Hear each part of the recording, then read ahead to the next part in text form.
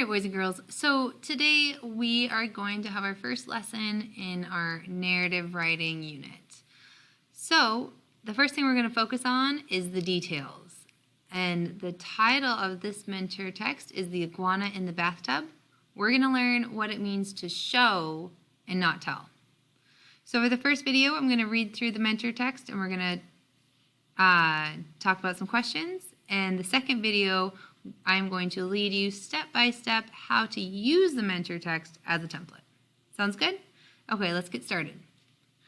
All right, this is from a 2014 essay from the Lives column by Anne Doughton. When the temperature dipped below 40 degrees, iguanas started falling from the trees.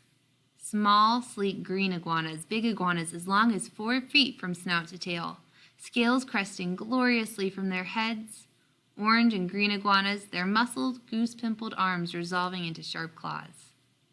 Iguanas were everywhere, in the bushy areas surrounding the canals, on sidewalks and backyards, lying helpless among the fallen, rotting fruit of mango and orange trees.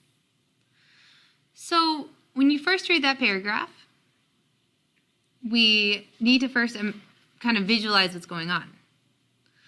And what did you notice about the language?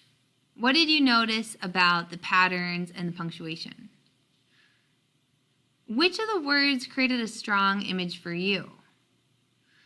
Why do you think the author chose to use such descriptive words? And she really could have just said, iguanas are falling from the trees, it's cold. But she took 800 words and showed us the scene. Why is that important to do? What does that do for the reader?